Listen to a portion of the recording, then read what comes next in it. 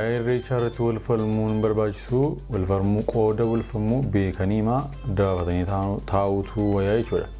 Jecha ammaa keessa garuu wanti na dhibe tokko yoo jiraate akka amantiin waaqeffataa amanutti afuurri waaqayyoo qarqara lagaa qarqara caafii tulluu warni irratti argamaa jedha. Afuurri waaqayyoo iddoo bishaanii kan hin akka waraarsadee Enta tumtume warra irreecha oltani kunis nagaadha ofi ኢሬቻ አስተምሮ እዚህ ደርሶ ኢሬቻን ያከናወነ ተመልሶ ሌላ ሃይማኖት ቢያመልክ የተረገመ ይሁን። ነጋፊ አራሪ አያኒ ጎፍታ ኬኛ ኢየሱስ ክርስቶስ በከ ሲንጅርተንቲ እስኒፍ አባየቱ ግዱ ከና አያነ ኢሬቻቱ ከበጀማየር ኑስ አያነ ኢሬቻ ከና ወጅ ወልቀበቴ ወንቶተ ታጃ Caalaa bultumeetu irreecha kana dhufe maal jedhee nu faarfata. Jireenyi lakkaa waaqaan dhufa kan qalbii nu ga'u mana Yesuus dhiise mana rakeetti ol hin ba'u. Deebi'ee wangeellii waldaatti waaqa deebise Yesuus deebise. Ilaalumti kuni innammaa dhageessa sagaleessa. Yesus ta'utu baako jiru kooftu tolche dagaleessa itti yaadee nawaame lakkinnoo nattiin gorre karaarraa eenyu falmirgisaa dhumaa koo nan faarfadha garaarraa. Kan argaa jirrutti hordoftoota amantaa waaqeffannaatiin faarfannaa ta'aa jirudha. Akkaataan isaan itti faarfatanii fi faarfannaa waan sirna qabudha. Waan sirna qabu gochaa jiru jechuudha. Egaanii akka kanatti yoo adda ba'e gaarii ta'a adda ba'aa yoo deemes wanti hundinuu caalaa deemuunsaa waan yoo yaashamaa akkam jirtu nagaaf jaalallee waaqayyoo bakka jirtan hundumaatti isiniif haa baay'atu. Kun YouTube chaanalii Boonsaa Addisuu Guuteetii haaraa yoo taatan subscribe gochuudhaan maatii keenyatti dabalama. Viidiyoowwan nuti yeroo yerootti gadhiisnu dafanii akka isin ga'anii fi mallattoo beelii banaa gochuu hin dagatinaa. Aras reaction video kan biraatiin deebin jirra. Torbeen kun torbee irreechaati. Warri ayyaana irreechaa kana kabajan baga ayyaana irreechaatiin isiniin ga'e jenna. Egaan ayyaana irreechaa kanaan wal qabatee taatee gurguddaa adda addaatu ta'ee jira. Kabaja ayyaana kana irratti magaalaa Finfinnee magaalaa Bishooftuutti akkasumas immoo sanbata isa dhufaa jiru kana magaalaa kutaa magaalaa Buraayyuutti kabajni ayyaanni irreechaa ni kabajama. Egaanii taatee kan Finfinnee fi Bishooftuutti aanee immoo magaalaa Finfinneetti lafti socho'uudhaanii mata duree oduu ta'ee ture. Naan kan qabu wal qabatu taateewwan addaa ta'anii jiru. Akkasuma torbee darbe keessaa artiistiin durii amma immoo gara amantaatti kan dhufee Caalaa Bultumee waldaa Araaraatti gooftaa Yesuus Kiristoosiin akka ofiisaa lubbuu isaatti fudhachuusaa mata duree oduu ta'ee ture. Innis akkuma taasifametti jira. Waa'ee isaas isiniif dhiyeessina. Lukkisii guyyaa har'aatiinis ergaa Yohaannis 1:5 akkas jedha walii wajjin dubbifanna. Mata dureen isaa amantiidhaan biyya lafaa mo'uu jedha. Yesuus kun masiihicha ta'uu isaa namni amanuu hundinuu mucaa waaqayyooti. Yesuus kun masiihicha ta'uu isaa namni amanu hundinuu mucaa waaqayyooti. Isa dhalchee isa namni jaallatu saabbichatti dhalates immoo jaallata. Waaqayyoon yommuu jaallannu abboommii isaas yommuu goonu ijoollee waaqayyoo jaallachuu keenya hubanna. Waaqayyoon jaallachuu jechuun abboommota isaa eeguu jechuudha. Waaqayyoon jaallachuu jechuun abboommota isaa eeguu jechuudha. Abboommonni isaas immoo ba'aa ulfaatoo miti. Sababii namni mucaa waaqayyoo ta'e hundinuu biyya lafaa mo'uuf ba'aa ulfaatoo itti hin ta'an. Sababii namni mucaa waaqayyoo ta'e hundinuu biyya lafaa mo'uuf. Sababii maaliitiif biyya lafaa mo'naa? Sababii namni mucaa waaqayyoo ta'e hundinuu biyya lafaa mo'uuf. Mucaa waaqayyoo ta'uu jechuun biyya lafaa mo'uu jechuudha. Yoo mucaa waaqayyoo taane biyya lafaa mo'naa jechuudha. Sababii namni mucaa waaqayyoo ta'e hundinuu biyya lafaa mo'uuf ba'aa ulfaatoo itti hin ta'an. mucaa waaqayyoo taanee biyya lafaa ni moona. Qorumni abboommonni chaalenjiin kamiyyuu immoo ba'aa ulfaatoo miti jedha macaafni qulqulluun. Ba'aa ulfaatoo itti hin ta'an humni ittiin biyya lafaa mo'amu kunis amantii keenya. Eenyutu biyya lafaa mo'uu danda'a? Yesus ilma waaqayyoo ta'uu isaa nama amanuu duwwaatu biyya lafaa mo'uu danda'a. Egaan baga maddi ati nama waaqayyoo mucaa waaqayyoo yoo taate gooftaa Yesus Kiristoos yoo amantee biyya lafaa moota.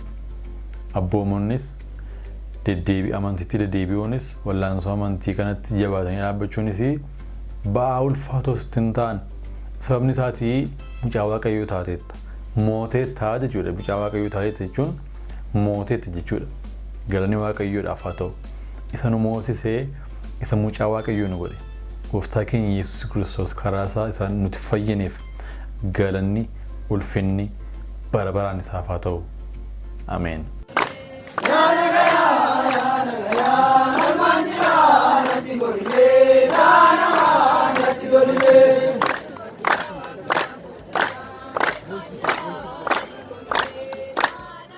Sini. Caalaa bultumeetu irreecha kana dhufe. Maal jedhee nu faarfata? Jireenyi lakkaa waaqaan dhufa kan qalbii nu ga'u mana Yesuus dhiise mana rakeetti ol hin ba'u. Deebi'ee wangeelli waldaatti waaqa deebise Yesuus deebise. Hin faarfannaa bayi waldaatti waaqa deebise Yesuus deebise. Caalaan cubbuu walakkaa kan ture. Ortodoksii Musliimni waaqeffataa yeroo jalqabaaf gara kana dhuftan aaraa yeroo jalqabaaf gara kana dhuftan kottaas ba'a. ከዚህ በፊት ወደ ማንኛውም ቤተ ክርስቲያን ያልሄዳችሁ አዳዲስ ነፍሳት ወደ ፊት ለፊት ነው ሄዳሉንቲ ኩኒ ይናማዳገሰ ሰገሌሳ ኢየሱስ ተዩቱ ባኮ ጅሩ ኮፍቶ ቶልቸ ደገሌሳ ኢትያጌ ነዋሌ ለኪኖ ነቲን ጎረ ከራራ eenyu fermerkisa uumako nan faarfadha garaarra kan dacheetti na ibsu hawwashi waade na biyya lafaa kaade utuu aduun illee jiini kan Yesuus filate na kan lammaffaa dhalate kan dacheef na marmarsu hawwashi waade na biyya lafaa kaade utuu aduun illee jiini kan Yesuus filate na kan lammaffaa dhalate. Baay'inatti tola egaa buleessi keenya caalaa bultumeen akkasiin gooftaa barachuun isaa baay'ee namatti tola. Waaqayyo jabeessee mana isaa keessa isaa dhaabu jennaa isaaf isin kadhanna.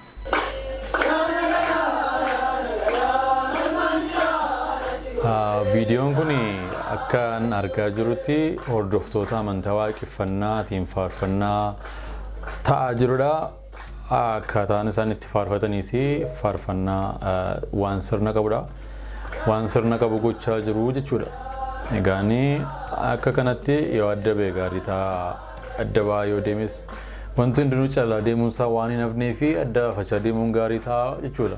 Waan hundumaaf iyyuu wanta adeemu beekuun gaariidha. የኢሬቻ በዓል ምን አይነት በዓል ነው? ታሪካዊ አመጣጡስ ምን ይመስላል? ይህንን ለመመለስ ብዙ ሺህ ዓመታት ወደ ኋላ ልመልሳችሁ። እንደ ኦሮሞ ህዝብ አርጋዴ ጌቲ ወይንም አፈታሪክ ከሆነ ከብዙ ሺህ ዓመታት በፊት የኦሮሞ ህዝብ ኦዳ ሞርሞር በሚባል ኦዳ ስር የገዳ ሲስተምን ዘርግቶ ዋቃ የሚባል አምላክ እያመለከ ይኖር ነበር። እንደ እምነቱ ከሆነ ዋቃ ወይንም አምላክ የሚሉት ኡማ ወይንም ክሬተር ፈጣሪ ነው። ሁንዳ ቤካ ነው፣ ሁሉን አዋቂ ነው ወይንም ኦምኒሰንት ነው። ሁንደ ቶላ ሁሉን ቻይ ወይንም ኦምኒ ቤኔቨለንት ነው። ሁንዳ ደንዳአ ሁሉን ቻይ ወይንም ኦምኒ ፖተንት ነው። ቁልቁሉ ንጹህ ወይንም ፒውር ነው ብለው ያምኑ ነበር። የእምነቱ ስምም ዋቄፈና የሚባል ሲሆን ዋቃና አንፈና ከሚሉ የኦሮምኛ ቃሎች የመጣ ሲሆን ፈጣሪን መታዘዝ፣ ለፈጣሪ መገዛት እንደማለት ነው። ይህንን እምነት የሚከተሉት ሰዎች ዋቄፈታ ይባላሉ። የዚህ እምነት ሪሊጂየስ ቡክ ደግሞ ዳንያ ይባላል። የእምነቱ ህጎች ሴማ የሚባሉ ሲሆን ሴራና ኡመማ ከሚሉ ሁለት የኦሮምኛ ቃላቶች የመጣ ነው። ሴራ ማለት ህግ ማለት ሲሆን ኡመማ ማለት ተፈጣሪ ወይንም ተፈጥሮን ማለት ነው። አንድ ላይ የተፈጥሮ ሕግ ይሆናል። የእምነቱ ኢቲካልና ሞራል ኮድ ደግሞ ሰፉ ይባላል። ለምሳሌ አንድ ነገር ሰፉ ነው ከተባለ መደረግ የለበትም መጥፎ ነው እንደማለት ነው። ገልማ ደግሞ የእምነቱ ተከታዮች ፈጣሪን የሚያመሰግኑበት የሚያመልኩበት ቦታ ነው። በዋቄ ፈታ እምነት የተለያዩ በዓላት ቢኖሩም ዋና ዋና የሚባሉት ሶስቱ በዓላት የኢሬቻ በዓል፣ የሁልቆ በዓልና የቡታ በዓላት ናቸው። በዚህ ቪዲዮ ላይ በዋናነት ከቨር የማደርገው የኢሬቻን በዓል ስለሆነ ስለ ኢሬቻ በዓል የተወሰነ ነገር ልንገራችሁ። የኢሬቻ በዓል የምስጋና ቀን ወይንም ታንክስጊቪንግ ዴይ ይባላል። ኢሬቻ በዓመት ሁለቴ የሚከበር በዓል ነው። አንደኛው ኢሬቻ ቢራ ሲባል፣ ሁለተኛው ደግሞ ኢሬቻ አርፋሳ ይባላል። ኢሬቻ ቢራ ማለት ስፕሪንግ ታንክስጊቪንግ ወይንም የጸደይ የምስጋና በዓል ሲሆን አሁን ብዙዎቻችን የምናውቀው በመስከረም መጨረሻ በጥቅምት መጀመሪያ ላይ የሚከበር በዓል ነው። በአንጻሩ ኢሬቻ አርፋሳ ደግሞ ኦተም ታንክስጊቪንግ ወይንም በመኸር ወቅት የሚከበር የምስጋና በዓል ነው። እንደ ዋቄ ፈታ እምነት ከሆነ የፈጣሪ መንፈስ በክፍት ውሃ ላይ እንደዚሁም ደግሞ በተራራ አናት ላይ ስለሚገኝ የእምነቱ ተከታዮች ለፈጣሪያቸው ምስጋና ለማቅረብ ወደ እንደዚህ አይነት ቦታዎች ላይ እርጥብ ሳር ይዘው ይሄዳሉ። በተለይ ደግሞ በቢሾፍቱ ወይንም በደብረ ዘይት የሚገኘው ሆራ አርሰዴ ወይንም የሐርሰዴ ሐይቅ በእምነቱ ትልቅ ቦታ ካላቸው ከተመረጡ ሐይቆች አንዱ ነው። የኢሬቻ በዓልንም ለማክበር በጣም ብዙ የእምነቱ ተከታዮች ወደ ስፍራው ያቀናሉ። ይህንን እምነትም አብዛኛው የኦሮሞ ሕዝብ ይከተለው ነበር።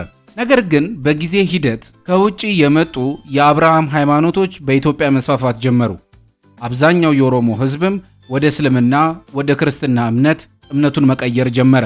ያም ሆኖ ግን ዛሬም ድረስ ብዙ ኦሮሞዎች ሃይማኖታቸውን የቀየሩ ቢሆንም ይህንን በዓል ወጥተው ያከብሩታል። ለአብዛኛው ኦሮሞ ሕዝብ ይህ በዓል ሲምቦል ኦፍ አይደንቲቲ ወይንም የማንነት ምልክት ሆኗል። የኦሮሞ ሕዝብ ከብዙ ሺህ ዓመታት ጀምሮ ዛሬ ላይ ያሉ ሃይማኖቶችም ከመምጣታቸው በፊት ዋቃ ቶክቻ አንድ አምላክ ብሎ የሚያምን እንደነበረ ማሳያ ነው። ከዚህ በተረፈ በየዓመቱ የኦሮሞ ሕዝብ ተሰብስቦ አንድ ላይ ሲያከብረው ዩኒቲውን ወይንም አንድነቱን ያጠናክርበታል። ዛሬ ላይ ከሃይማኖትነት በዓሉ በበለጠ ባህላዊ እሴትነቱ ጎልቶ ይታያል። ለማንኛውም በአጭሩም ቢሆን ከኢሬቻ ጀርባ ያለው ሐሳብ ይህ ነው።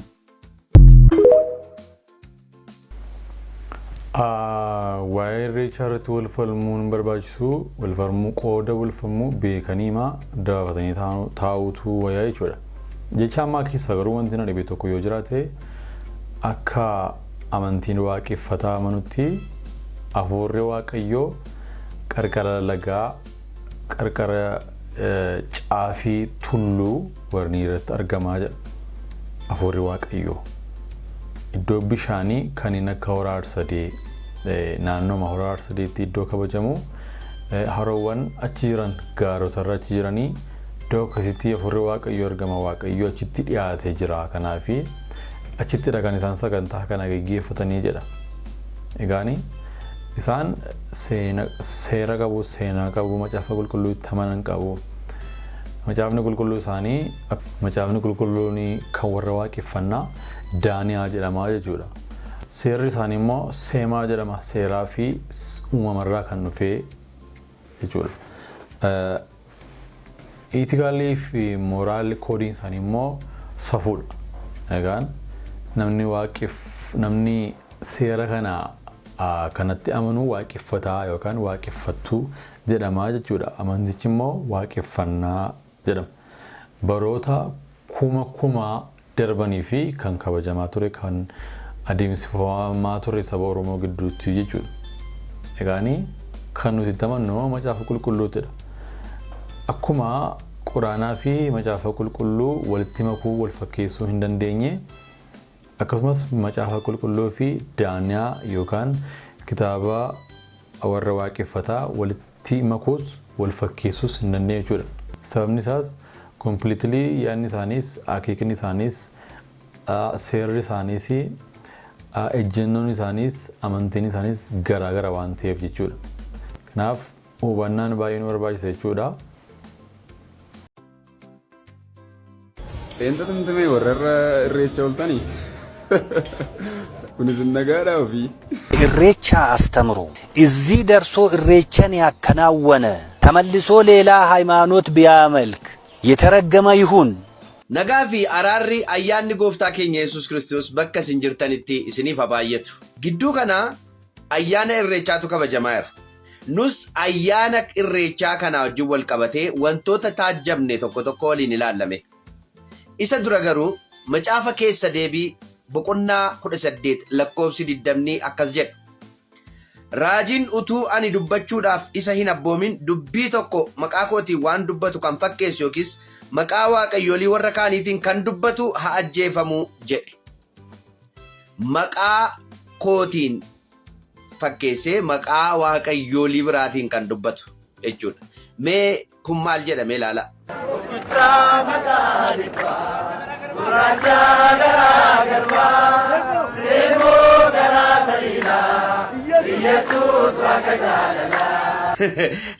Akkuma isin argitan dhagaa Ermiyaas boqonnaa 23 lakkoofsi 13 maal jedha? Itti dabalee Waaqayyo ani raajota Samaariyaa keessaa wanta nama ajaa'ibsiisu kan hojjetan argeera.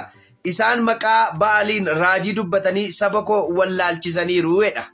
Kutaan kun waa'ee raajotaa dubbatan nan beeka. Garuu namni Waaqayyoo tokko dhiyoo kana gaafa dubbatu akkas jedhe. Raajota sobduu fi faarfattoota sobduu gargar baasanii ilaaluun hin danda'amu jedhe Waaqayyo isaa eebbisuuti. Jarri amma isin argitan kun qulqulloota fakkaachuudhaaf maqaa waaqa kan biraadhaaf kenname akka waan maqaa Yesuus Kiristoosiif kennamee fi Yesuus Kiristoos ittiin jajamutti fakkeessuudhaaf wallaalchisuudhaaf faarfannaa fakkeessanii kan isaan dhiyeessaa jiran. Wanta kanaan hin morminu taanaan waggaa 20 booda seexanni viidiyoo kana ragaa dhiyeessee dhalootatti hin burjaajeessa jechuudha. Wanti kun waan eeyyamamaa fi waan iddoo sanatti gochuun danda'amu waan amantoonni bakka sana deemuun irra jiraatu yookaan immoo achi dhaqanii faarfachuun sirrii akka ta'e dhaloonni waggaa 20 booddee dhufu akka inni waan sirriitti fudhatu godha jechuudha wanti kun. Yoo kana achi immoo gochaan asitti godhamaa jiru gochaa kiristaanonni godhanii fi eeyyamamaa ta'uusaa ragaa dhiyeessaa jechuudha borseexanni dhaloota kanattiin burjaajessuudhaaf. Obboloota koo dhaggeeffadhaa isinitti hima. Iyyasuus Kiristoos maqaa waaqolii ormaaf kennameen jajamuu hin danda'u. Waaqayyo waan sobaa irratti hin jajamu, maqaa sobaa bareedaa fakkaatuunis hin jajamu. Yesuus Kiristoos immoo garaa xaliilaas miti, gurraacha garaa gara baas miti. Yesuus kanaaf iyyuu nu dhiisa. Fakkeessuudhaan gadi baatanii har'a isa isin gochaa jirtan kana callifnee yoo irra isinii dabarre bor immoo mareeoo yaa Yesuusee kiyya ayyolee jettanii gadi baatu. Kun waan jala muramaadha. Kana duwwaa miti. Hin barbaannu nu lafa irreechaatti wangeela nu lallabuu keessan. Mee viidiyoo kana ilaalaa. ኢየሱስ ጎፍታዳ እኔ ነኝ መንገድ ታዲያ ሌላ በየት እንሂድ ብሏል ራሱ እኔ ነኝ ሕይወት ያመነኝ ይድናል ከዘላለም ሞት ብሏል ራሱ እኔ ነኝ እውነት የእግዚአብሔር ጥበብ